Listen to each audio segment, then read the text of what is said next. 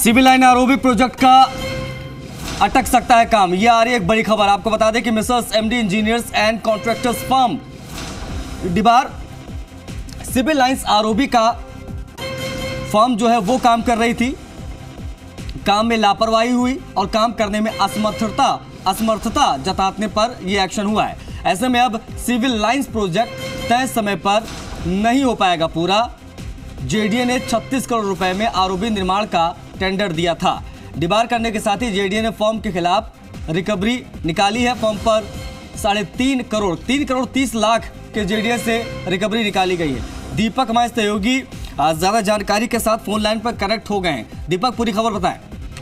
देखिए, राजधानी में सबसे वीआईपी इलाका जो सिविल लाइन है, वहाँ पर जो आरओबी का निर्माण चल रहा है, क्योंकि इस आरओबी का निर्माण इसलिए होना जरूरी था कि इस सिविल लाइन फाटक पर ये अपने गांव से ही बिजनेस करके 100 करोड़ से भी ज्यादा का बिजनेस करते हैं। क्या आपको भी गांव से ही बिजनेस करना है? तो फ्रीडम ऐप को अभी डाउनलोड कीजिए।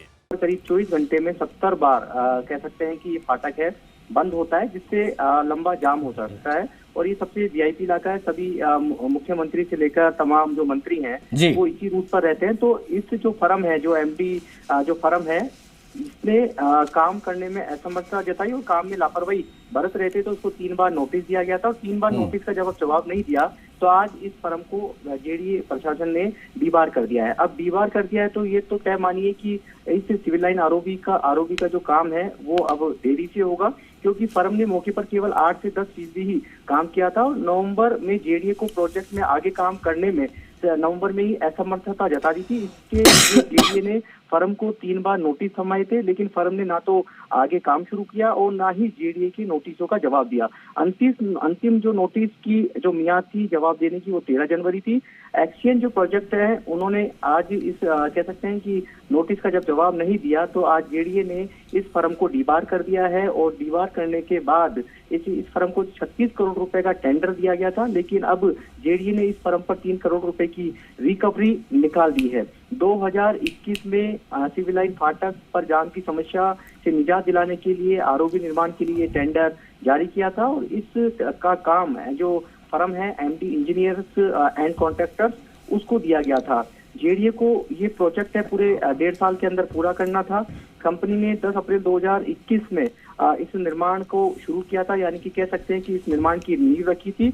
और लेकिन कोरोना के दूसरे चरण में काम प्रभावित हुआ, तो इसकी डेडलाइन है अक्टूबर 2022 की। लेकिन इस डेडलाइन पर भी 8 से 10% काम ही हो पाया। और नवंबर में इस फर्म ने जब काम बंद कर दिया, तो जेडीए को पत्र लिखा और कि मैं इस प्रोजेक्ट पे काम नहीं कर सकता। तो उसके बाद में जेडीए ने नोटिस दिया, लेकिन नोटिस का जब जवाब नहीं दिया, तो जेडीए ने आज कंपनी को, इस फर्म को डीबार कर दिया है। जी, तो मतलब जो प्रोजेक्ट चल रहे थे उनका काम तो एक तरीके से मान लिया जाए अब रुक ही गया है, सीधे तौर पर देखा जाए तो। दीपक, बिल्कुल। देखिए, फिलहाल तो ये प्रोजेक्ट है पूरा 75 करोड़ रुपए की लागत से प्रोजेक्ट का निर्माण होना था। इसमें से 36 करोड़ रुपए कंस्ट्रक्शन की जो कॉस्ट है वो रखी गई थी और इस फर्म को ये काम दिया गया था। जब आज दीवार इसको कर दिया गया है, 3 करोड़ रुपए की रिकवरी निकाल दी गई है, तो अब जाहिर सी बात है कि सिविल लाइन फाटक पर जो जाम लगता था, फाटक बार बार बंद होने से 24 घंटे के अंदर करीब बताया जाता है कि 70 बार ये फाटक बंद होता है। और ये जब फाटक बंद होता है तो लंबा जाम लग जाता है,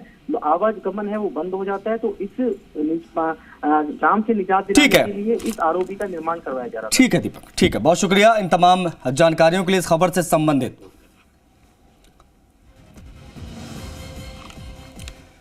ये अपने गांव से ही बिजनेस करके 100 करोड़ से भी ज्यादा का बिजनेस करते हैं। क्या आपको भी गांव से ही बिजनेस करना है? तो फ्रीडम ऐप को अभी डाउनलोड कीजिए।